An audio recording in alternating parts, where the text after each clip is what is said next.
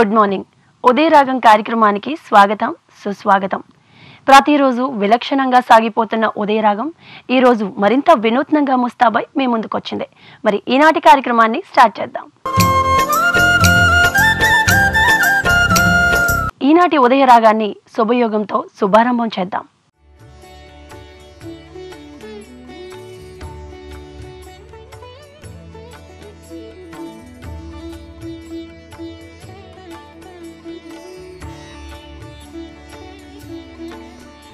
రాజకీయ నేపథ్యం ఉన్న కుటుంబం నుంచి వచ్చిన గుంటూరు వెంకట నరసింహారావు విద్యాభ్యాసం పూర్తి కాగానే వ్యాపార రంగంలోకి ప్రవేశించారు. పెందుర్తిలో మెడికల్ షాప్ను ప్రారంభించిన నరసింహారావు అంచెలంచెలుగా ఎదిగారు. ఎలక్ట్రానిక్ గృహోపకరణాల showroom B E shoppe, big byte restaurant అధినేతగా ఉంటూనే కాంగ్రెస్ రాజకీయాల్లో చురుకైన పాత్రను పోషిస్తున్నారు. మరి ఈనాటి మన ఉదయరాగానికి ఆత్మీయ అతిథి కాంగ్రెస్ పార్టీ సీనియర్ నాయకులు, అలాగే మార్కెట్ యార్డ్ మాజీ చైర్మన్, ప్రముఖ వ్యాపారవేత్త అయిన గుంటూరు వెంకట నరసింహారావు గారు. నరసింహారావు గారు, నమస్తే అండి. సార్, అంటే మీ రాజకీయ రంగ ప్రవేశం అంటే ముందు వ్యాపారవేత్తగా ఉండి రాజకీయ నాయకులుగా మారారా, రాజకీయాల నుంచి వ్యాపారంలోకి వెళ్ళారా? అసలు రాజకీయ రంగ ప్రవేశం ఎలా జరిగింది? బేసిక్గా నేను 82 నుంచి కూడా బిజినెస్లో ఉన్నానండి, మెడికల్ ఫీల్డ్. మా గ్రాండ్ ఫాదర్ పేరు మీద పెందుతులో వెంకట నరసింహ మెడికల్ స్టోర్స్ అని స్టార్ట్ చేయడం జరిగింది 72. నేను 82 నుంచి వ్యాపారం కొనసాగిస్తున్నాను. ముఖ్యంగా రాజకీయాలు రావడానికి కారణం ఏంటంటే మా ఫాదర్ కూడా రాజకీయాల్లో ఉండడం, ఊళ్ళో పెద్ద మనిషిగా ఉండడం పెందుతు మండలంలోను. అలాగే ఎస్ఆర్ సప్పలయ్య గారు, ద్రోణరావు సత్యనారాయణ గారు, గుడివాడ గురునాథరావు గారి టైం నుంచి కూడా అతను వాళ్ళకి సలహాలు ఇవ్వడం, ఒక పెద్ద నాయకుడిగా అతను చాలా రాజకీయాల్లో పరిజ్ఞానంగా ఎక్కువ ఉండేది. దానివల్ల అక్కడ అతనితో పాటు అటాచ్మెంట్ ఉండడం వల్ల మనకు కూడా ఆ జీన్స్ మనకి మరి వచ్చేయలేదు. దాంతో రాజకీయాల్లోకి రావడం జరిగింది.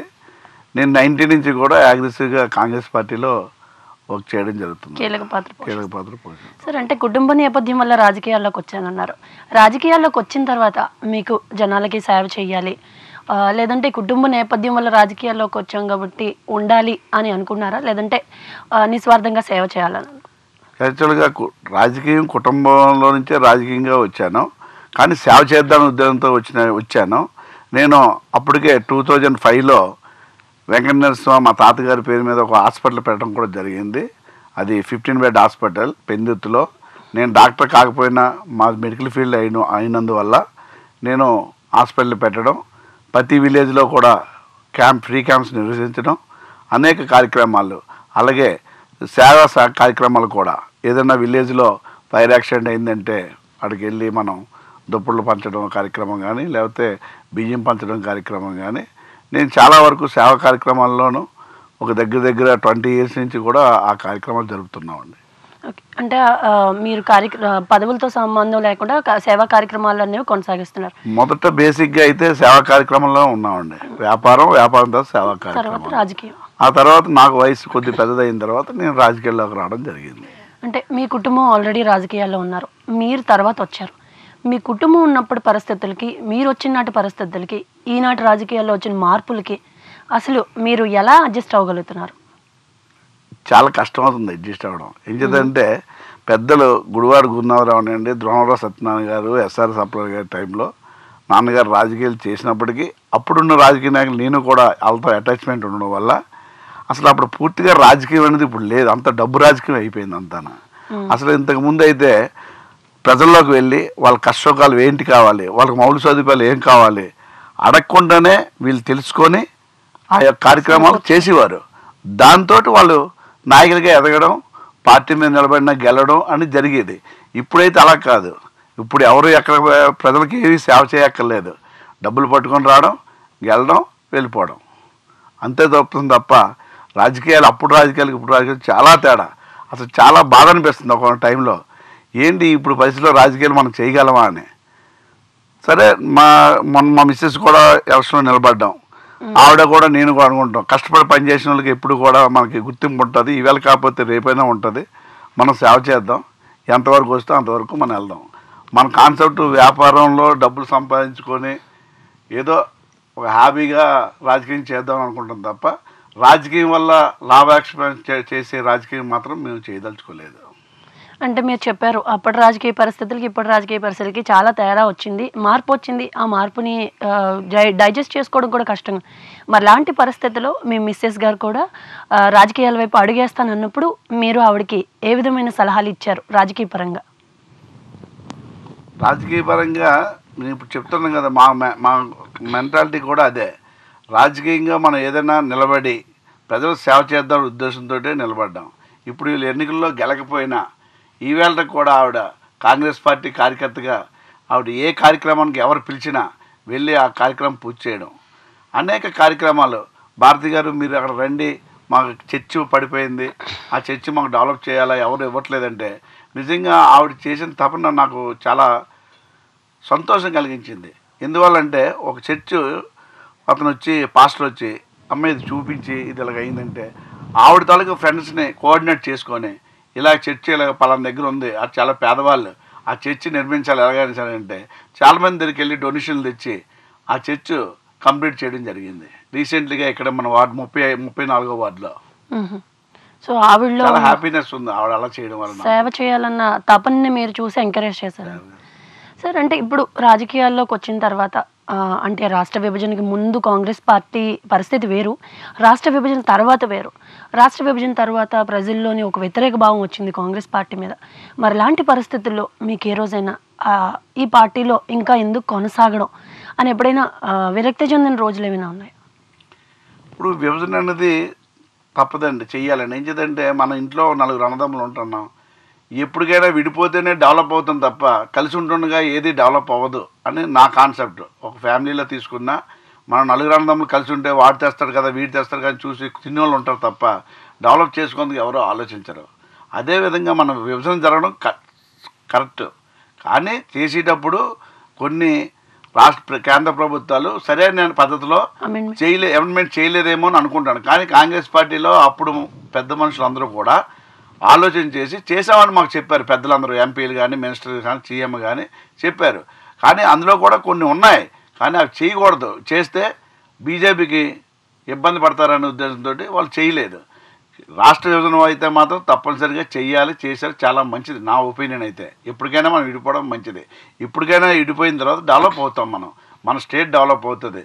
ఆ ఉద్దేశంతో చేయడం వల్ల తప్పులేదు. కానీ మరి మేము ఎలక్షన్లోకి వెళ్ళేటప్పుడు మాత్రం మా అభిమానులు కానీ కాంగ్రెస్ పార్టీ సానుభూతి పనులు కానీ మా కార్యకర్తలు కానీ అందరూ కూడా ఈ ఎలక్షన్లో నిలబడినప్పుడు అసలు మేము ఓడిపోతామనే కాన్సెప్ట్ అయితే మేము పెట్టుకోలేదు.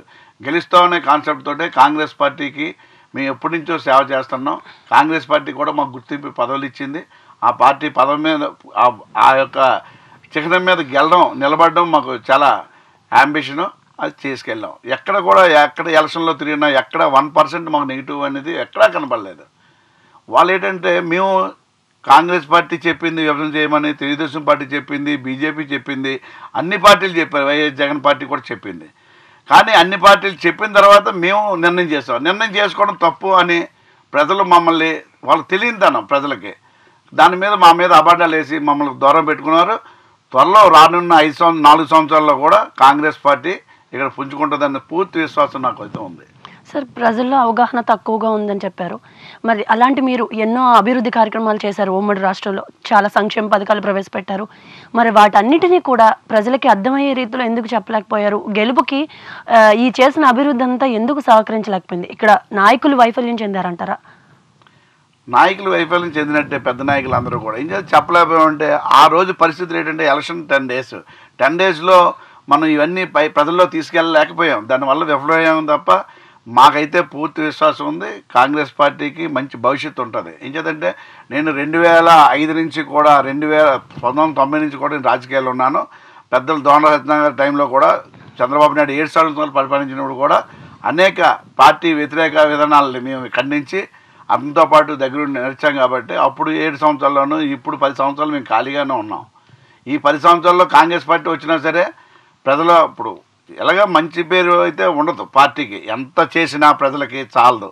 ఎన్ని గృహాలు కట్టినా సరే ఇంకా ఖాళీ ఉంటాయి. ఏంటో మరి అది నాకైతే అర్థం అవ్వట్లేదు. కరెక్ట్గా ఇది లబ్ధిదారులకు చేకూర్చలేదని చెప్పి నేనైతే భావిస్తున్నాను. సార్ అంటే ఈ ఒకవైపు మీరు చెప్పిందనమాట చూసుకుంటే ఇటు విభజన కారణంగా కాంగ్రెస్ నాయకులు సీనియర్ నాయకులు ఎవరైతే ఉన్నారో వాళ్ళు ఇటు ప్రజల్లోని అవగాహన లేకపోవడం, ప్రజలకి మంచి మార్గంలో మార్గనిర్దేశం చేయకపోవడం, అటు అధిష్టానానికి కూడా సరైన ఇన్ఫర్మేషన్ ఇవ్వకపోవడం వల్లే ఇంత నష్టం చేకూరిందని మీరు అనుకుంటున్నారు?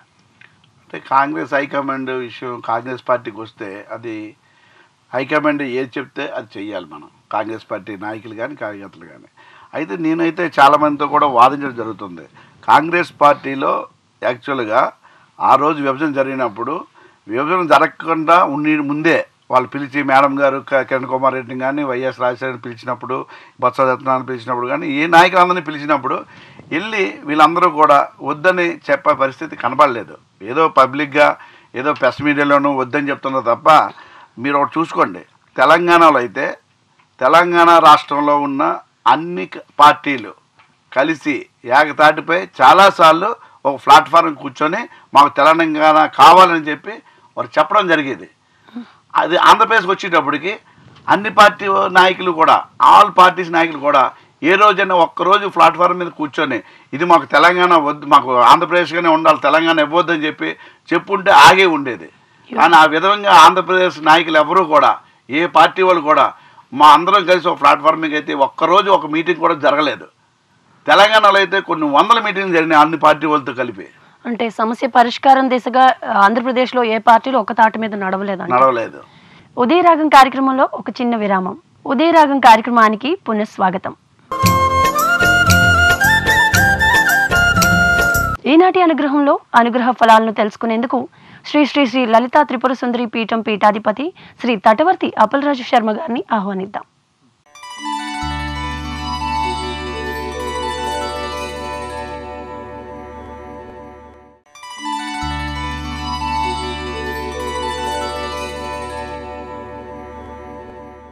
మేషరాశి వారు చేసేటువంటి కార్యాల్లో తగు జాగ్రత్త అవసరం.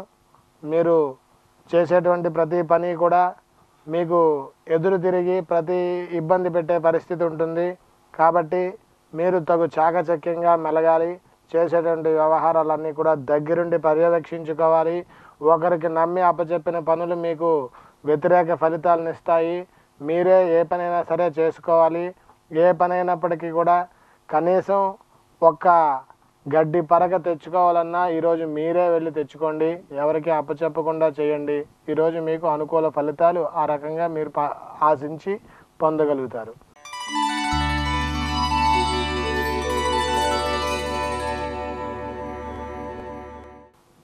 వృషభ రాశి వారికి ఈరోజు చేసేటువంటి కార్యాలు నిర్విఘ్నంగా సాగుతాయి. మీరు చేసేటువంటి పనులన్నీ కూడా మీకు అభివృద్ధి పదాలను నిలబెడతాయి. మీరు ఇచ్చేటువంటి ఈ సలహాలు సంప్రదింపులు పాటించిన వాళ్ళు తిరిగి మిమ్మల్ని వచ్చి మెచ్చుకుంటారు. కాబట్టి ఈరోజు మీరు ఏ వ్యవహారం చేసినప్పటికీ కూడా మీకు అనుకూల ఫలితాలు గోచరిస్తున్నాయి. తగు శుభమైనటువంటి రోజుగా ఈరోజు మీకు చెప్పుకోవచ్చు.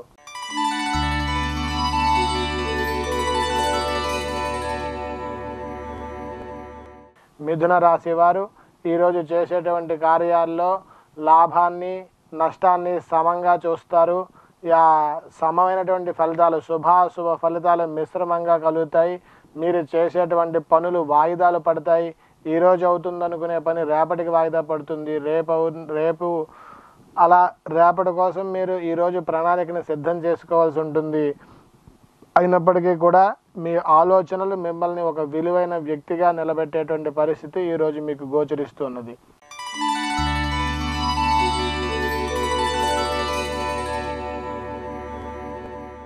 కర్కాటక రాశి వారు ఈరోజు చేసేటువంటి కార్యాలు నిర్విఘ్నంగా సాగి మంచి లాభాలని పొందుతారు. ఆర్థికపరమైనటువంటి ఇబ్బందులను అధిగమిస్తారు. కుటుంబ వ్యక్తుల సహాయ సహకారాలు లభిస్తాయి. ఒక శుభవార్తని వింటారు. ఆ శుభవార్త మీ జీవితాన్ని మార్చే దిశగా పయనమిస్తుంది.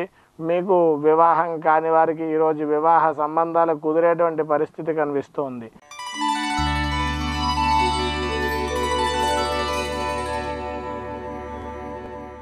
సింహరాశి వారు ఈరోజు చేసేటువంటి కార్యాలు అన్నీ కూడా ఇబ్బందులకి గురి చేస్తాయి. ఒకరిని ఎవరిని సంప్రదించకుండా మీ యొక్క వ్యవహార శైలి మిమ్మల్ని బాగా నష్టాలకి గురి చేస్తుంది. ఒంటెద్దు పోకడని ఈరోజు మీరు వ్యవహరిస్తూ ఉంటారు. ఒకరు చెప్పేటువంటి మంచి ఈరోజు మీ చెవికి ఎక్కదు. మీరు ఏ పని చేసినా మీ అంత సొంతంగా నిర్ణయం తీసుకుని ఈరోజు చేసేయాలి అని అనిపిస్తూ ఉంటుంది. ఈరోజు గ్రహస్థితి మీకు ప్రతికూలంగా ఉంది కాబట్టి తగు జాగ్రత్త ఈరోజు మీకు ఎంతైనా అవసరం.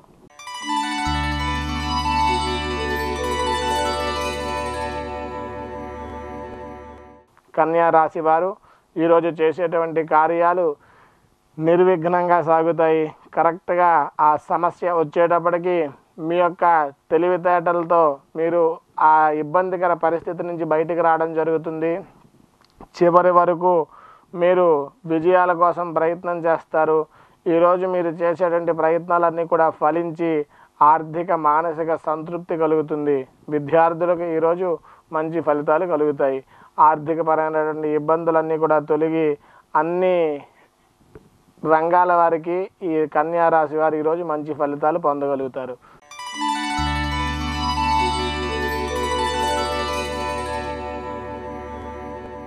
తులారాశి వారు ఈరోజు కుటుంబ వ్యవహారాల్లో పాల్గొని వారి యొక్క అవసరాలని అన్ని దగ్గరుండి తీరుస్తారు. మీ పిల్లలని మీ యొక్క కుటుంబ సభ్యులని కూడా సంతోషంగా ఉంచుతారు. మీరు అనుకున్న తడవుగానే అనుకున్న పనులన్నీ ఈరోజు పూర్తవుతాయి. ఎంతో ఉల్లాసంగా ఉత్సాహంగా ఈరోజు మీకు గడుస్తుంది. అనుకోని ధనం ఈరోజు చేతికి వస్తుంది. ఈరోజు మీరు ఒక శుభవార్తను వింటారు. దానితో పాటుగా లాభాన్ని కూడా చేకూర్చి పెట్టుకోగలుగుతారు. ఈరోజు మీరు చేసేటువంటి పనులు మీకు అనుకూలమైన ఫలితాలను ఇస్తాయి.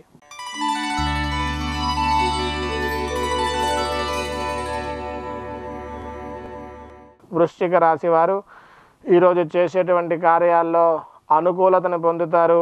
ఉద్యోగ వ్యవహారాలు మీకు ఇబ్బందిని కలిగిస్తాయి. ఆర్థికపరమైన అంశాలు మీకు కొంచెం నష్టాన్ని కలిగిస్తాయి. అయినప్పటికీ కూడా మీ యొక్క దైనందిన జీవితం ఈరోజు అంతా శుభ్రంగా గడుస్తుంది. మీ యొక్క స్నేహితులు మిమ్మల్ని మీరిచ్చే మాటను నిలబెట్టే దిశగా మిమ్మల్ని తీసుకెళ్తారు. వాళ్ళ సహాయ సహకారాలు పూర్తిగా లభిస్తాయి.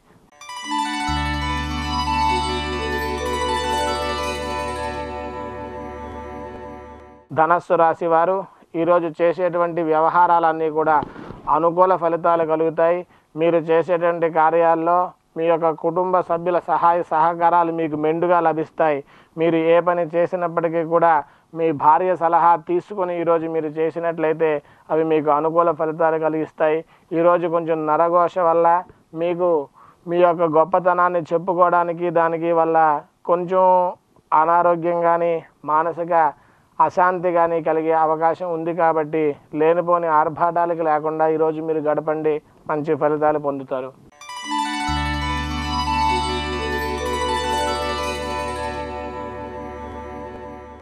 మకర రాశి వారు ఈరోజు అనుకూల ఫలితాలు చూస్తారు.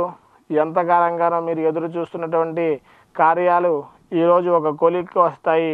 తగువులు వ్యవహారాలు, కోర్టు వ్యవహారాలు అవి ఏమున్నప్పటికీ కూడా మీకు అవన్నీ చాలా సులువుగా పరిష్కారం అయ్యేటువంటి దిశగా ఈరోజు మీకు కనిపిస్తూ ఉంటుంది. ఏది ఏమైనప్పటికీ కూడా ఈరోజు మీరు ఎంతో కాలంగా ఎదురు చూస్తున్నటువంటి ఒక కార్యం కాస్త పూర్తయ్యేటువంటి పరిస్థితి, మనస్సుకి మంచి ప్రశాంతత కలిగేటువంటి పరిస్థితి ఈరోజు మీకు గోచరిస్తున్నది. మీ తెలివితేటలతో మీకు కాగల కార్యాలను తీర్చుకునే ప్రయత్నం చేయండి. అవి మంచి అనుకూల ఫలితాలను మీకు సాధించి పెడతాయి.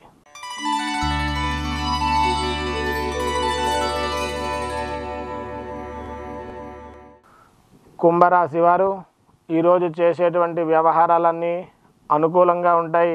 వ్యాపారంలో అత్యధిక లాభాలని పొందుతారు. మీ కుటుంబ సభ్యులకి మీరు వాళ్ళ తాలూకా మనస్సుకి నచ్చినటువంటి స్థలాలకి తీసుకెళ్ళి వాళ్ళ మనస్సుకి నచ్చినటువంటి ఆభరణాలు సంభారాలు అన్నీ కూడా కొని ఇచ్చే పరిస్థితి ఉంది. ఈరోజు మీకు కూడా నూతన వస్త్ర ఆభరణ ప్రాప్తులు కలుగుతాయి. నూతన వాహనాలు కొనుక్కోవడానికి కూడా మీకు ఈరోజు అనుకూలంగా ఉంది. కుంభరాశి వారు ఈరోజు అన్ని అనుకూల ఫలితాలు చూస్తారు.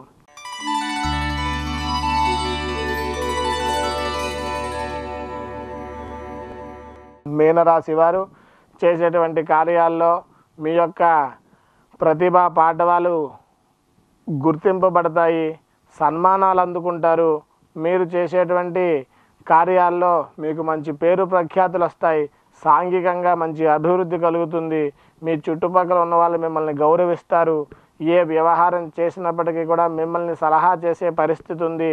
కానీ మీరు సొంత ఆస్తి విషయాల్లో లేనిపోని తగువులు ఈరోజు కలిగేటువంటి అవకాశం ఉంది. కావున మీరు మీ కుటుంబ వ్యక్తులతో కొంచెం తగు జాగ్రత్తగా మెలగడానికి ప్రయత్నం చేయండి.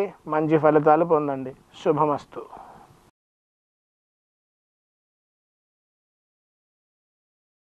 మరి 60 ఏళ్ల ఘన చరిత్ర ఉన్న కాంగ్రెస్ పార్టీ, అలాగే రాజకీయ పరంగా అపారమైన అనుభవం ఉంది, సీనియర్ నాయకులు ఉన్నారు.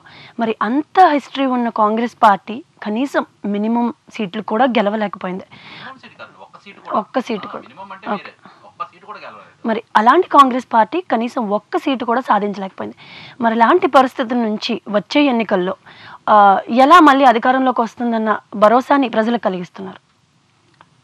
అసలు యాక్చువల్గా కాంగ్రెస్ పార్టీ కూడా 10 years పరిపాలన చేసింది. యూపీఏ ప్రభుత్వం అక్కడ సెంట్రల్లో కానీ ఇక్కడ స్టేట్లో కానీ. సెంట్రల్లో కూడా భాగస్వామి పార్టీలతోటి యూపీఏ ప్రభుత్వం ఏర్పడిన తర్వాత అన్ని పార్టీ వాళ్ళతో కలిసి ఏర్పడడం వల్ల కొన్ని ఏదైనా పార్టీలు తప్పు చేసే దాన్ని 2G స్పెక్ట్రమ్ అవనివ్వండి, లేకపోతే ఇంకో బొగ్గు కుంభకోణం అవనివ్వండి, ఉమ్మడి పార్టీలతోటి ప్రభుత్వం ఏర్పాటు చేయడం చూస్తే కష్టమైన తన పని. అక్కడ వాళ్ళు ఏదైనా తప్పు చేసినా మనం చెప్పలేని పరిస్థితి. ఎందుకంటే సంకీర్ణ ప్రభుత్వం అవడం వల్ల.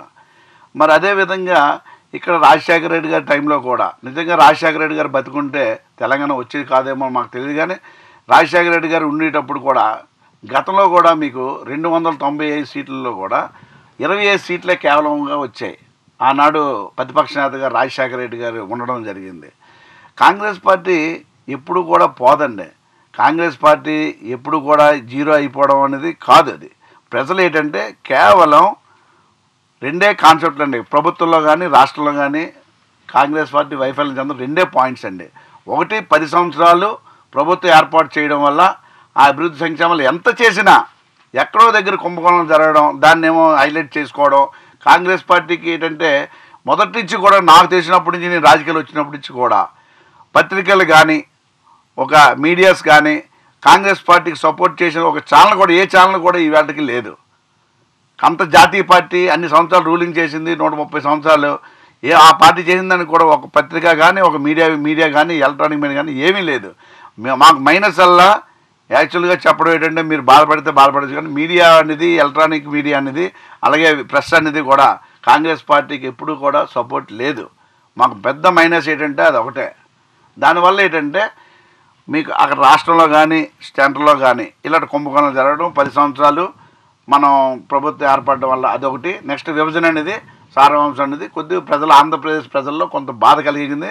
పోనీ అలాగని తెలంగాణలో ఇచ్చారు, తెలంగాణలో గెలిచారంటే అక్కడ కూడా గెలలేకపోయాను. అక్కడ కూడా సరైన మెజార్టీ రాలేదు. అయితే నేనేమనుకుంటున్నానంటే ఎప్పుడైతే అక్కడ మెజార్టీ రాలేదు నేనేమనుకుంటున్నానంటే 10 సంవత్సరాలు రూలింగ్ చేశాం కదా, రూలింగ్ చేసిన దాని మీదట మనకి అసంతృప్తి ఎలాగా ఉంటుంది. ఎంత చేసినా 100కి 90 చేసినా 10% అసంతృప్తి, ఆ 10% కూడా 100%గా మనకి ప్రజలకు ఎలివేట్ అవుతుంది. సో రాష్ట్ర విభజన తర్వాత ఏవైతే ప్రజల్లో ఉన్నాయో, అభిప్రాయాలు ఉన్నాయో, అవి కొంచెం కొంచెంగా తగ్గుతూ వస్తున్నాయి అంటారు. డెఫినెట్గా ఇప్పుడున్న ప్రభుత్వాలు ఏడాది పాలన పూర్తి చేశారు. మోడీ గారు ఏం చేశారు అంటే ఒకటి సాధించామనేది ఒకటి లేదు. అదే ఇక్కడ తెలుగుదేశం పార్టీ ప్రభుత్వం ఉంది. ఏ కార్యక్రమాలు పెట్టారు వాళ్ళు? ఏంటి, రుణమాఫీ అన్నారు, రైతులు రుణమాఫీ అన్నారు, డోక్రా మహిళలు రుణమాఫీ అన్నారు. అసలేమో కోటా రేషన్ కార్డ్స్ కూడా చాలా తగ్గించారు. చాలా వాళ్ళైతే చేసింది పేపర్ల వరకు మీడియాలో కనపడుతున్నాయి, కానీ ఎక్కడ ఏమాత్రం కూడా అసలు 1% కూడా వాళ్ళు చేయలేదు. నిన్న కూడా ఆంధ్రజ్యోతిలో కూడా అటు విశ్లేషణ వేశారు. ఒక 50% అయితే జరగలేదు, 20% అయితే కొద్దిగా, 20% అయితే కొద్దిగా అని చెప్పి వేయడం జరిగింది ఆంధ్రజ్యోతిలో కూడా. వాళ్ళ పేపర్సే, తెలుగుదేశం పేపర్లే. అంచేత ఇది పేపర్ల వరకే పరిమితం అవుతుంది, కానీ ఈ వేళ వరకు రుణమాఫీ అనేది ఏమీ లేదు. అది సో అయితే ఏదైతే అభివృద్ధి జరిగిందని చెప్తున్నారో అది ఓన్లీ పేపర్ల వరకు, టీవీలో న్యూస్ల వరకే పరిమితమైంది అంటున్నారు. మరి అలాగే ఇప్పుడు అధికార పార్టీల మీద ఉన్న విముఖత కూడా మా గెలుపుకి తోడ్పాటు అవుతుందని మీరు అంటున్నారు. మరి ఇలాంటి మీరు ఒక మార్కెట్ యార్డ్ చైర్మన్గా కూడా చేస్తున్నారు ఒకసారి. అసలు ఈ పదవి మీకు ఎలా వచ్చింది? ఈ పదవి వచ్చిన తర్వాత మీరు ఆ పదవి చేపట్టిన తర్వాత దానికి చేసిన కృషి గురించి ఒకసారి. 1904 సంవత్సరంలో కాంగ్రెస్ పార్టీ రావడం, రాజశేఖర రెడ్డి గారు, కేవీపీ రామచంద్రరావు గారు, బొత్స సత్యనారాయణ గారు, సుబ్బరామరెడ్డి గారు నాకు ముఖ్యంగా వాళ్ళు నాకు పెద్ద లీడర్స్. వాళ్ళు దీనివల్ల నాకు state where housing board director ఇవ్వడం, స్టేట్ వేర్ హౌసింగ్ డైరెక్టర్గా 3 సంవత్సరాలు చేశాను. దానిలో అపారమైన అనుభవం ఉంది. నేను పంజాబ్, హర్యానా ఈ స్టేట్లు తిరిగి అక్కడున్న గొడౌన్స్, అక్కడున్న వనరులు ఏవైతే ధాన్యం సేకరణ చేసి అక్కడ మనకంటా పంజాబ్, హర్యానాలో చాలా ఎక్కువ దిగుబడి వచ్చేది వరి. అది మన వైజాగ్ అయితే చాలా తక్కువ, విజయనగరం, శ్రీకాకుళంలో కూడా.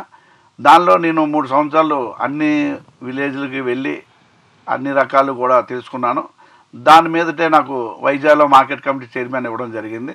నాకు చైర్మన్ ఇచ్చిన తర్వాత సత్యబాబు గారు మార్కెట్ మినిస్టర్గా ఉండేటప్పుడు నాకు చైర్మన్ ఇచ్చారు. అతను దానివల్ల నేను మార్కెట్ యార్డ్లో ఉన్న సౌకర్యాలన్నీ కూడా, మార్కెట్ వచ్చిన వనరులు కూడా, యార్డుకు వచ్చిన వనరులు ఎలాగంటే చెస్ అది వస్తుంది మాకు. రైతుల నుంచి ఒక సరుకులు కొనేటప్పుడు సేల్ ట్యాక్స్ కానీ, లేకపోతే సముద్రపు జలాల్లో ఉన్న మత్స్య సంపదను కానీ దాని నుంచి మాకు చెస్ వస్తుందండి. ఆ ట్యాక్స్ తోటి మేము ఈవేళ వైజాగ్లో ఉన్న 15 రైతు బజార్లు కూడా మా ఇన్ఫ్రాస్ట్రక్చర్స్తో, మార్కెట్ చైర్మన్ ఉన్న నిధులతో ఆ 15 కూడా డెవలప్ చేయడం జరిగింది. ప్రతిరోజు కూడా మార్కెట్ చైర్మన్గా నేను ఉండేటప్పుడు ప్రతిరోజు ఒక రైతు బజార్ టచ్ చేసేవాడిని. అక్కడ ఉన్న రైతులు కాయగూరలు తెచ్చి ఇక్కడ అమ్మడం, అదేవిధంగా ఇక్కడ ప్రజలకు సౌకర్యంగా ఉండేటట్టు ఆ షెడ్స్ అన్నీ వేయడం, అన్నీ కూడా సదుపాయాలు కూడా వాళ్ళంటికి ప్రొవైడ్ చేయడం కలిగింది. నేను కూడా చాలాసార్లు వెళ్ళేటప్పుడు కూడా కొంతమంది ఈ హోటల్ యజమానులు కూడా వెళ్ళి ప్రజలకు దొరకకుండానే ముందు తెల్లవారుజామునే ఆటోల మీద వెళ్ళి హోటల్స్కి కొనుగోలు చేసేవారు. అది చాలా వచ్చింది. దీన్ని వెళ్ళిన తర్వాత అవన్నీ కూడా అరికట్టడం జరిగింది. ఆ మార్కెట్ ప్రజలకు అందుబాటులో ఉండే విధంగా కూరగాయలు ప్రజలకే అందాలి తప్ప బిజినెస్ మ్యాన్లకు అందకుండా ఆ యొక్క కార్యక్రమాన్ని నేను పూర్తిగా నిర్వర్తించానండి. సో మీ మీద నమ్మకం ఉంచి మార్కెట్ యార్డ్ చైర్మన్గా ఏదైతే పదవి మీకు అప్పచెప్పారో దాన్ని బాధ్యతాయుతంగా అలాగే క్రమశిక్షణగా నెరవేర్చారని మీరు చెప్తున్నారు. మరి మీరు బొత్స సత్యనారాయణ గారితో మీకు చాలా అనుబంధం ఉంది, అలాగే ఆయనతో పాటు కలిసి చాలా కాలం పనిచేశారు, అండ్ సన్నిహిత సంబంధాలు కూడా ఉన్నాయి బొత్స సత్యనారాయణ గారికి మీకు. మరి ఇలాంటి మీరు బొత్స సత్యనారాయణ గారు రీసెంట్గా మొన్న 9వ తారీఖున వైఎస్ఆర్సీపీలోకి వెళ్ళడం జరిగింది. మరి ఆయనతో మీకు సన్నిహిత సంబంధాలు ఉన్నాయి కాబట్టి మీరు కూడా వేరే పార్టీలోకి వెళ్ళే అవకాశాలు ఏమైనా ఉన్నాయి? యాక్చువల్గా నేను మార్కెట్ చైర్మన్గా ఉండేటప్పుడు కూడా నాకంటే ఒక 15 మంది మార్కెట్ చైర్మన్లు వచ్చారు. తెలుగుదేశం పార్టీ చేసింది, కాంగ్రెస్ పార్టీ చేసినప్పుడు కూడా చైర్మన్ చాలామంది చేశారు. అందరూ కూడా మార్కెట్ ఇక్కడ జోనల్ ఆఫీస్ ఉండేది, అలాగే సెక్రటరీ ఉండేది, చాలా పెద్ద ఆఫీస్. ఇక్కడ దగ్గర సుమారు 500 మంది ఎంప్లాయీస్ ఉండేవారు. ఇక్కడ ఆ ఎంప్లాయీస్ అందరూ కూడా అద్దెకి భవనంలో జేడీ ఆఫీస్ ఒక దగ్గర, ఇంజనీరింగ్ ఆఫీస్ ఒక దగ్గర, మా ఆఫీస్ ఒక దగ్గర ఉండేది. ఇవన్నీ 20 సంవత్సరాల నుంచి అద్దె భవనంలో ఉన్నారు. నేను వచ్చిన తర్వాత కొంత రామకృష్ణ గారు అలాగే సత్యబాబు గారు ఉండే టైంలోనూ నేను ఇవన్నీ పక్కా బిల్డింగ్ దగ్గర 5 కోట్లు పెట్టి, గోపాలపట్నం రైతు బజార్ పక్కనే 5 కోట్లు పెట్టి అన్ని ఆఫీసులు ఒకే దగ్గర ఉండేటట్టు ఒక ప్లాన్ చేసి ఆఫీస్ కూడా కిరణ్ కుమార్ రెడ్డి ఓపెన్ చేయడం జరిగింది. నేను చేసింది ఈ 5 సంవత్సరాల్లో నేను చేసిన ప్రగతి నాకైతే చాలా హ్యాపీగా ఉంది. ఇవాళ ప్రజలందరూ కూడా చాలా హ్యాపీగా, అందులో ఉన్న ఎంప్లాయీస్ కూడా అందరు కాంప్లెక్స్ ఒక దగ్గరే, ఆఫీస్ మార్కెట్ ఆఫీస్ అంతా 3 జిల్లాలకి జోనల్ ఆఫీస్ కూడా గోపాలపట్నంలో పెట్టడం జరిగింది. ఓకే సార్, నేను అడిగిన ప్రశ్న, ఇప్పుడు మీరు చెప్తున్న మీకు ఇద్దరితో సన్నిహిత సంబంధాలు ఉన్నాయి. కొనతాల రామకృష్ణ గారు కాంగ్రెస్ పార్టీలో లేరు, అలాగే మీరు మీతో ఎక్కువ రాజకీయ జర్నీ చేసిన బొత్స సత్యనారాయణ గారు ఈ పార్టీలో లేరు, కాంగ్రెస్ పార్టీలో లేరు, ఇద్దరు వేరు పార్టీలోకి వెళ్ళిపోయారు. సో మీరు కూడా అంటే రాజకీయ మార్పు అనివార్యం సార్, అన్ని రంగాల్లో మార్పు అనేది అనివార్యం. అది రాజకీయ నాయకులకి ఎక్కువగా వర్తిస్తుంది.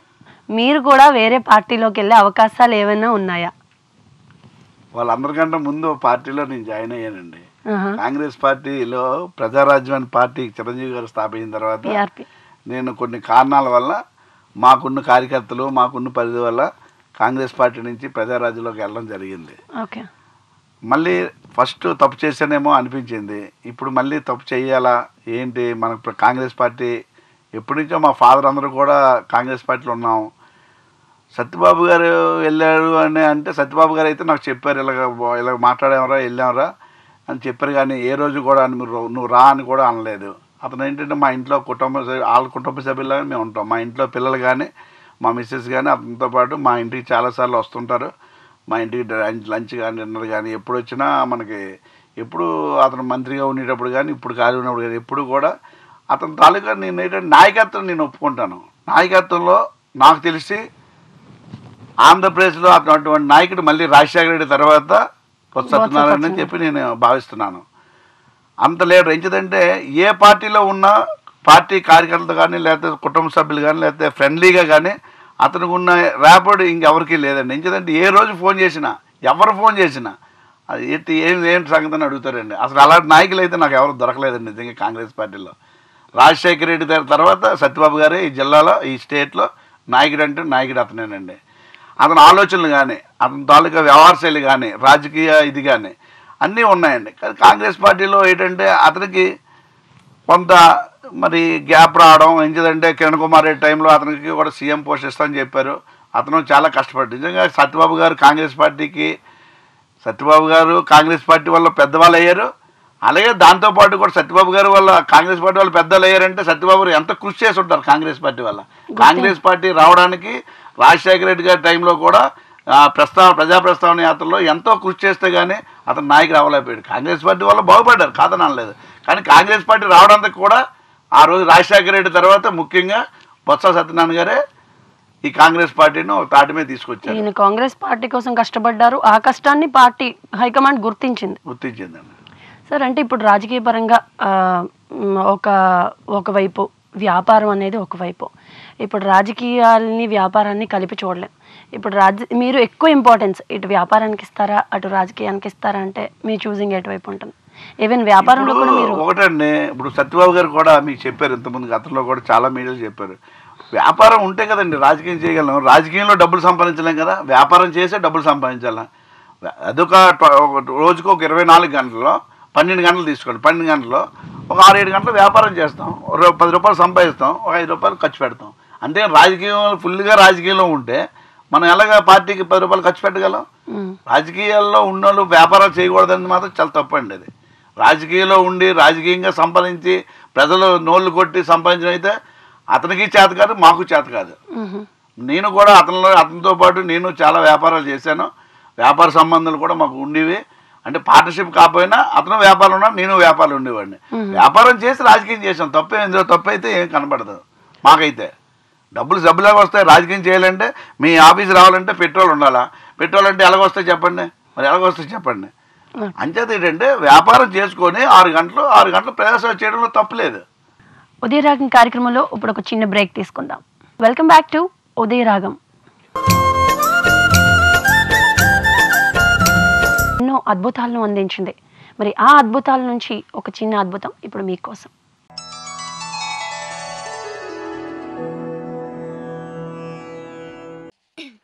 జుట్టును బలంగా అందంగా ఉంచే ఆయుర్వేద షాంపూ. కుంకుడుకాయ పొడి, షీకాకాయ పొడి, ఉసిరికాయ పొడి, మారేడుపండు గుజ్జు. ఈ 4 పదార్థాలను పొడిగా చేసుకొని కలిపి ఒక సీసాలో భద్రపరచుకోవాలి. ఈ పొడిని మగవారు 3, ఆడవారు మాత్రం 6 చెంచాలు ఒక కప్పులోకి తీసుకొని దాంట్లో నిమ్మరసం పిండి 3 గంటలు మూతపెట్టి నానబెట్టాలి. 3 గంటల తర్వాత మూత తీస్తే మంచి సువాసన, నురుగు వస్తుంది. దీన్ని కొద్దిగా చేతిలోకి తీసుకొని తలకు రుద్దుకుంటూ స్నానం చేయాలి. సో రాజకీయ పరంగా ఇప్పుడు రావాలనుకున్న వాళ్ళకి మనం ఇచ్చే సలహాలు ఏమి ఉండవు. కానీ ఒక వ్యాపారవేత్తగా ఎదగాలంటే ఇప్పుడు కమింగ్ జనరేషన్ అంతా ఉద్యోగాలు చేయడం కన్నా వ్యాపారాలు చేయడానికే ఎక్కువ మొగ్గు చూపుతున్నారు. మరి అలాంటి వ్యాపారవేత్తలుగా ఎదగాలనుకునే జనరేషన్కి మీరు ఇచ్చే సలహాలు ఏంటి? ఇప్పుడున్న పరిస్థితుల్లో ఈ మోడీ గారి ప్రభుత్వం వచ్చిన తర్వాత వ్యాపారాలన్నీ కూడా చాలా పతనం దిగజారిపోయాయి. నాకు తెలిసిన నాకు ఇప్పుడు 53 సంవత్సరాలు. నేను 25 సంవత్సరాలకే వ్యాపారంలోకి వచ్చాను. అప్పుడు వ్యాపారాలు కానీ ఇప్పుడు ధర్మిలా ఒక 10 సంవత్సరాల కింద వ్యాపారాలు కానీ చూస్తే వ్యాపారాలు అయితే చేయకుండా ఖాళీగా కూర్చొని ఎక్కడ ఉద్యోగం చేసుకోవడం అంత ఉత్తమైన పని ఇంకోటి లేదండి. ఎందుకంటే వ్యాపారంలో ఇప్పుడున్న వ్యాపారాలు మోడీ గారి పరిపాలనలో వాల్మార్ట్ అంటున్నారు, లైవ్ అంటున్నారు, ఆన్లైన్ మార్కెటింగ్ అంటున్నారు. మరి ఇప్పుడు నేను ఎలక్ట్రానిక్ బిజినెస్ చేస్తున్నాను. లేదో మా దగ్గరికి వస్తున్నారు, మైక్రోవేవ్ చూస్తున్నారు, శాంసంగ్ టీవీ చూస్తున్నారు, మోడల్ తీసుకెళ్తున్నారు, అది బుక్ చేస్తున్నారు, అది దగ్గర పంపిస్తున్నాడు. ఇంక మరి మీ అద్దెలు తీసుకొని బిల్డింగ్లు అద్దెలు కట్టి జీతాలు కట్టి కరెంటు బిల్లు కట్టి ఎక్కడ చేయగలం వ్యాపారం చెప్పండి. వాడేమో ఏమీ తీసుకోడు, ఒక గుడం తీసుకుంటాడు, ఒక 50,000 ఒక 20,000 పెట్టి అలా స్టాక్ వస్తుంది, మార్కెట్లో పెడతాడు, ఒక్క రోజులో అయిపోతున్నాయి. ఒక్క రోజులో 50,000 సెల్ ఫోన్లు అమ్ముతున్నారంటే ఇది ఆడికి రూపాయి ఖర్చు లేదు, ఒక కుర్రోడు ఉండడు, ఒక కరెంట్ అక్కర్లేదు, ఏది అక్కర్లేదు, అడిగి ఒక ఏసీ అక్కర్లేదు, అలాగైపోతున్నాయి వ్యాపారాలన్నీ ఇలా జరగడానికి కారణం బీజేపీ ప్రభుత్వం, మోడీ గారు. ఇప్పుడున్న పరిపాలన ఇప్పుడు ఎక్కడికి చేస్తున్నారు, అన్ని దేశాలకు వెళ్ళి వస్తున్నారు. అక్కడ ఏటేటి ఉన్నాయో అందరినీ కలుసుకొని, మన భారతీయులు కలుసుకొని అక్కడ ఏ వ్యాపారాలు బాగున్నాయి అవి ఇక్కడ తెస్తే బాగుంటాయి, వాళ్ళ తాలూకా ఏజెంట్ల ద్వారా ఇక్కడ కార్యకలాపాలు సాగిస్తున్నారు. సార్, మరి ఇప్పుడున్న అధికార పార్టీలే ఇంతగా ఆన్లైన్ వ్యాపారానికి ఆజ్యం పోస్తున్నాయని మీరు అన్నారు. అయితే ఇవన్నీ ఈ ఒక్క సంవత్సరంలోనే అభివృద్ధి చెందినవి కాదు, వీటికి బీజం ఎప్పుడో పడింది. అంటే ఎప్పుడో పడింది, ఇప్పుడు కొంచెం హైలైట్ అవ్వడం కానీ లేకపోతే జనాలకు కొంచెం అవగాహన పెరగడం కానీ జరిగింది. సో ఇది కూడా మీరున్నప్పుడు, అంటే ఈ ఒక్క సంవత్సరం అయింది కొత్త ప్రభుత్వాలు ఏర్పడి, అంతకుముందు కాంగ్రెస్ పార్టీ అధికారంలో ఉంది, కాంగ్రెస్ పార్టీయే వీటన్నిటికీ అనుమతులు ఇవ్వడం జరిగింది. మరి దీనికి సంబంధించి ఒక్క పార్టీని ఎందుకు తప్పుపడుతున్నారు, అధికార పార్టీయే చేసిందని ఎందుకు తప్పుపడుతున్నారు? ఆన్లైన్ ట్రేడింగ్ అంటే గవర్నమెంట్ ఇవ్వక్కర్లేదండి. వాళ్ళు కూడా కాంగ్రెస్ పార్టీ టైంలో కూడా ఒక 20% వరకే అయ్యేది. నేను 2012లో నేను ఎలక్ట్రానిక్ షాప్ పెట్టానండి, అప్పటికి లేదండి. ఇది 2014 నుంచి ఎక్కువగా అగ్రెసివ్గా. ఇంకా నాకు తెలియదు ఆన్లైనింగ్లో మా పిల్లలు ఏదైనా బుక్ చేసినా సరే నేను దెబ్బలాడతాను. ఒక షూ బుక్ చేసిన, ఒక వాచ్ బుక్ చేసిన నేను దెబ్బలాడతాను. పిల్లలకి ఏంటంటే ఈజీ అయిపోయింది, సెల్ ఫోన్ తీయడం, నొక్కడం, ఆర్డర్ పెట్టేయడం. అది వచ్చిన తర్వాత అది బాగోకపోతే చాలా దెబ్బతింటారు వీళ్ళు. అంచేత నేనేమంటానంటే మోడీ గారు, నేను ఇంకో విషయం, మాది టీపీటీ కాలనీ ఉంటాను నేను, అక్కడ ఆర్ఎస్ఎస్ వాళ్ళు ఉన్నారు, అక్కడ వాళ్ళు ఒక సంఘం అనమాట, ఆర్ఎస్ సంఘం. వాళ్ళు నాకు 3 or 4 times 2004, 2009 కానీ 3-4 సార్లు ఆర్ఎస్ఎస్ వాళ్ళు వచ్చి ఇంటికి వచ్చి వాళ్ళకు పాంప్లెట్ వేసుకుని వచ్చి ఇంపోర్టెడ్ గూడ్స్ వాడకూడదని దాన్ని బ్యాన్ చేయండి అని చెప్పి ప్రతి ఇంటికి ఒక స్లిప్ ఇచ్చారు. చాలా సంతోషపడ్డాను. భారతీయులుగా మన భారతదేశంలో ప్రొడక్షన్ తయారైందే మనం వాడమని చెప్తున్నారు, బాగానే ఉంది, హ్యాపీగా ఫీల్ అయ్యాను నేను. కానీ రాష్ట్రంలో వచ్చేటప్పటికి, ఇప్పుడు ఆడ ప్రభుత్వం వచ్చేటప్పటికి మరి అలా జరగట్లేదే. కాంగ్రెస్ పార్టీ చేసింది, ఎందుకంటే ఏది చేసినా కాంగ్రెస్ పార్టీ చేసిందండి. ఎందుకంటే కాంగ్రెస్ పార్టీ ఎక్కువ రోజులు ఈ దేశాన్ని పరిపాలించింది కాబట్టి కాంగ్రెస్ పార్టీ. ఏది చేసినా, మంచి చేసినా కాంగ్రెస్ పార్టీ, చెడ్డ చేసినా కాంగ్రెస్ పార్టీ. సో మీకు అంటే బయట నుంచి దిగుమతి చేసుకున్నవి ఏవి వాడకూడదని అప్పట్లో చెప్పినప్పటికీ అవన్నీ ఆచరణ సాధ్యం కాని పనులు అంటారు. దించుకోవచ్చండి, వ్యాపారం చేయకూడదని నేను మాట్లాడట్లేదు. అన్నీ మన దగ్గర ఎక్కడ తయారవుతాయండి? మన దగ్గర అన్నీ తయారవు. ఆన్లైన్లో చేయడం అనేది చాలా తప్పు అంటాను నేను. ఇప్పుడు దిగుబడి మన దగ్గర నుంచి బయటికి వెళ్తుంటే వాళ్ళ దగ్గర నుంచి మనం తెచ్చుకోవాలి, ఆ సంబంధాలు ఉండాలి. కానీ వ్యాపారం అనేది, ఆన్లైన్లో వ్యాపారం అనేది అది తప్పు, దాన్ని బ్యాన్ చేస్తే బాగుంటుందండి మోడీ ప్రభుత్వం, నేనైతే భావిస్తున్నాను. వ్యాపార రంగంలోకి మీరు ఒక మెడికల్ ద్వారా వచ్చానని అన్నారు, కానీ 2012లో మీరు ఎలక్ట్రానిక్స్ వ్యాపారంలోకి అడుగుపెట్టారు. మెడికల్ దగ్గర స్టార్ట్ అయిన వ్యాపారం ఎలక్ట్రానిక్స్ వైపు ఎలా వచ్చింది? మాకు జీవితాన్ని ఇచ్చిన ఒక స్థాయిలో నిలబడాలన్న పెందుర్తిలో 1972లో మా నాన్నగారు, మా తాతగారి పేరు వెంకట నరసింహ గారు, అతని పేరు మీద అతను ఆయుర్వేద వైద్యులు, అతను చనిపోయిన తర్వాత 1972లో షాప్ పెట్టడం జరిగింది. అంతకుముందేమో మా చిన్నాన్నలు వాళ్ళు ఉండేవారు. నేను 82 నుంచి 98 వరకు నేనే షాప్లో ఉన్నాను. 98 వరకు కూడా నేనే షాప్లో ఉండి వ్యాపారం చేసుకున్నాను. అయితే ధర్మిలో ఏంటంటే ఆ షాపింగ్ కాంప్లెక్స్ మాది వైజాగ్ వచ్చిన తర్వాత వైజాగ్లో షాపింగ్ కాంప్లెక్స్ కొనడం, అది వేరే కంపెనీ వాళ్ళకి అద్దెకి ఇచ్చాం, ఎలక్ట్రానిక్ కంపెనీ వాళ్ళకి. వాళ్ళు రీసెంట్గా ఒక 5 years ఉన్న తర్వాత వాళ్ళు వైజాగ్లో క్లోజ్ చేసి వెళ్ళిపోవడం తర్వాత, సరే ఏముందిలే, నాకు కూడా అప్పుడు వ్యాపారాలు అవి పెద్దగా లేవు, లేకపోతే సరే ఏముంది ఆ రెప్యుటేషన్ ఉంటుంది కదా ఉద్దేశంతో ఎలక్ట్రానిక్ అది పెట్టడం.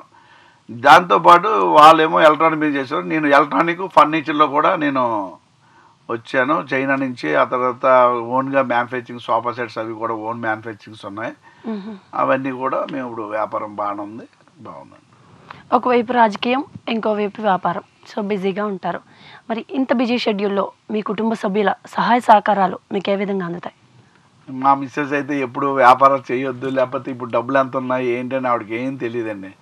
ఓన్లీ మనం ఇచ్చింది వండి పెట్టడం, లేకపోతే ఇప్పుడు కొత్తగా మన రాజకీయాలు వచ్చిన తర్వాత ఆవిడకి కొంత టైం పాస్ అవుతుంది. ఎందుకంటే ఎవరెవరు వస్తుంటారు, వార్డ్ ప్రెసిడెంట్స్ వాళ్ళు వస్తుంటారు, లేకపోతే ఏదో ఒకటి కార్యక్రమం కాంగ్రెస్ పార్టీ కార్యక్రమాలు జరుగుతుంటే ఆవిడ బిజీ అవుతుంది. నేనేమో బిజినెస్లో ఉంటుంటాను, ఆవిడ గైడెన్స్ ఇస్తుంటాను. ఎవరైతే చేస్తారో సాయంత్రం కూర్చొని ఈవేళ ఇలా ప్రెసిడెంట్ వచ్చారు, ఇలా వచ్చింది, ఇలాగ అయిందంటే దాన్ని కోఆర్డినేట్ చేసుకొని ఇద్దరం కూడా నియోజకవర్గంలో అందరికీ కూడా కార్యక్రమాల్లో పాల్గొంటాం. అంటే ఒక హౌస్ వైఫ్గా ఉంటే హస్బెండ్ మీద ఎక్స్పెక్టేషన్స్ ఉంటాయి, రావాలి, కలవాలి, బయటకు వెళ్ళాలి. కానీ ఆవిడ కూడా రాజకీయాల్లో ఉన్నారు కాబట్టి మీకు ఎప్పుడు ఇద్దరికి కోఆర్డినేషన్ చేసుకోవడం, అసలు ఏం జరిగింది, ఒక రోజు మొత్తంలో ఎవరిని కలిశారు, ఎవరు వచ్చారు, ప్రాబ్లమ్స్ ఏంటి, ప్రజా సమస్యలు ఏంటన్న డిస్కషన్సే సరిపోతాయి. అయితే ఏం జరిగిందంటే అండి, నిజంగా ఆవిడ నేను మ్యారేజ్ చేసుకునేటప్పుడు వాళ్ళ కాకినాడ, ఆవిడ ఒక స్టేట్ బ్యాంక్ మేనేజర్ వాళ్ళ అమ్మాయి అనమాట. వాళ్ళ అఫీషియల్స్, మా ఫాదరు కాంట్రాక్టరు, మా ఫాదరు వ్యవసాయం అన్నీ ఉన్నాయి. మాకు వాళ్ళకి చాలా అసలు టైము నప్పేది కాదు. నేను ఉదయం 8 గంటలకు షాప్కి వెళ్తే రాత్రి 9 గంటలకు వచ్చేవాళ్ళే. అప్పుడు మొదట్లో వాళ్ళు చాలా ఇబ్బంది పెట్టేవారు, వాళ్ళు కూడా ఇబ్బంది పడేవారు. ఎందుకంటే వాళ్ళు అఫీషియల్గా ఉండేవారు, అంతా అదొక టైప్ అనమాట. మేమంతా బిజినెస్, మాదంతా మనీ మైండ్గా ఉంటాం. ప్రతిదీ ఏ పని చేసినా డబుల్ మైండ్తో ఉంటాం, డబుల్గా ఆలోచిస్తుంటాం. ఆవిడకి అది కొద్దిగా నప్పేది కాదు. జస్ట్ అయితే ఆవిడ చదువుకుంది, నా మీద ఆవిడ ఎంఏబిఎల్ WMA-BL చేసింది. నా దగ్గరికి వచ్చినప్పటికీ BA చేసింది. నా దగ్గరికి వచ్చిన తర్వాత WMA-BL కూడా నేను కూడా ప్రోత్సహించాను. ఆవిడ చదువుకుంది. నేనైతే డిగ్రీతో ఆపేశాను. ఏదైనా ఆవిడ చాలా అర్థం చేసుకుంటుంది. నాకు ఏ రోజు కూడా చాలా మంచి గౌరవం ఇచ్చే పొజిషన్లో ఆవిడ చాలా నాకు అన్ని రకాలు కూడా వ్యాపారంలో కూడా బాగోలేకపోయినా ఎలా చేయాలి ఏంటనేది సలహా చేసి భగవంతుడు ఉన్నాడు ముందుకు వెళ్తాం అని చెప్పి అనుకోవడం. ఈ విషయాలన్నీ కూడా రాజకీయ విషయాలు కూడా మీటింగ్కి వెళ్ళి వచ్చిన తర్వాత మేము డిస్కస్ చేస్తాం. ఇది ఆవిడ తెలియదు కదా, కొత్త కదా, 1 year అయింది, మొన్న ఎలక్షన్లో వచ్చింది. అంతకుముందు నేనైతే 25 సంవత్సరాల నుంచి ఉన్నాను, కానీ నాకంటా చాలా మెచ్యూరిటీగా ఆలోచిస్తుంది. సరే నేను ఎలాగా ఇన్ని సంవత్సరాలు రాజకీయాల్లో ఉన్నాను కదా, సరే నువ్వు చెయ్యమ్మా అందకెళ్ళండి. 2 వేరు కుటుంబ నేపథ్యాలు, అటువైపు టైంకి ఫిక్స్ అయిపోయి 9 to 5 అన్నట్టు ఉండేది, ఇటువైపు వ్యాపారం రాజకీయం, 2 టైం బీయింగ్ ఎక్కువ. సో అయినా మీ ఇద్దరు కోఆర్డినేట్ చేసుకొని ఒకరినొకరు అర్థం చేసుకొని అన్యోన్యంగా ఉన్నారంటారు ఇన్ని సంవత్సరాలు. డెఫినెట్గా. పిల్లలు ఎక్కడ సెటిల్ అయ్యారు? మీతోనే ఉంటున్నారు? పిల్లలిద్దరూ మాతో ఉన్నారు. పెద్ద అమ్మాయి BArchitecture అయింది, చిన్న అమ్మాయి +2లో KVలో చదువుతుంది. సరే మా పెద్ద అమ్మాయి కూడా నెక్స్ట్ ఇయర్ మ్యారేజ్ చేద్దాం అనుకుంటున్నాం. పిల్లలు కూడా చాలా హ్యాపీ, మాకు 2 అమ్మాయిలు, చాలా హ్యాపీగా ఉన్నాం. అందరం ఫ్రెండ్స్ లాగా ఉంటాం, అందరం తిట్టుకుంటూ ఉంటాం. మా పిల్లలు మేము కూడా జోక్గా మాట్లాడుకుంటాం, ఫన్నీగా ఉంటుంది. అదే అలాగ ఉండరు ఎవరైనా. ఎందుకంటే ఎవరైనా ఫాదర్ అనగానే ఒక ఇదిగా అనుకుంటారు, అదే లేదు, వాళ్ళు జోక్ చేస్తారు, మేము కూడా ఉంటాం, అన్నీ హ్యాపీగా వెళ్తుంది. మీ అడుగుజాడల్లో నడుస్తూ రాజకీయంగా మీ మిసెస్ గారు ఇంకా ఉన్నత శిఖరాలు ఎదగాలని, అలాగే మీరు వ్యాపారంలోనే ఇంకా పెద్ద పెద్ద వ్యాపారాలు మొదలుపెట్టి జనాలకు అందుబాటులో ఉండి, అలాగే పార్టీ పరంగా రాజకీయ పరంగా ఉంటూ జనాలకు సేవ చేయాలని మనస్ఫూర్తిగా కోరుకుంటున్నామండి. అలాగే వ్యాపారంలో మీరు ఇంకా ఉన్నత శిఖరాలని అధిరోహించాలని మనస్ఫూర్తిగా కోరుకుంటున్నాం. మీరు మా ఉదయరాగం కార్యక్రమానికి విచ్చేసి మీ అనుభవాలను మాతో పంచుకున్నందుకు వెంకట నరసింహం గారికి మరొకసారి ధన్యవాదాలు తెలియజేసుకుంటున్నాను. ధన్యవాదాలు సార్. ఎందరో మహనీయులు అందించిన మంచి మాటలు మన జీవితానికి బంగారు బాటలు వేస్తాయి. మరి అలాంటి మంచి మాటల్ని ఇప్పుడు ఆనిముత్యాల్లో చూద్దాం.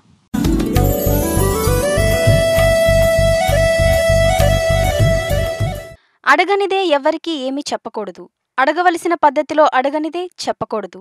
బుద్ధిమంతుడు తనకు అన్నీ తెలిసినా తెలియనట్లే ఉంటాడు. సుభాషితం. వినూత్నంగా సాగిపోయే ఉదయరాగం కార్యక్రమంలో మరో ఎపిసోడ్లో మళ్ళీ కలుద్దాం. అంతవరకు సెలవు. నమస్కారం.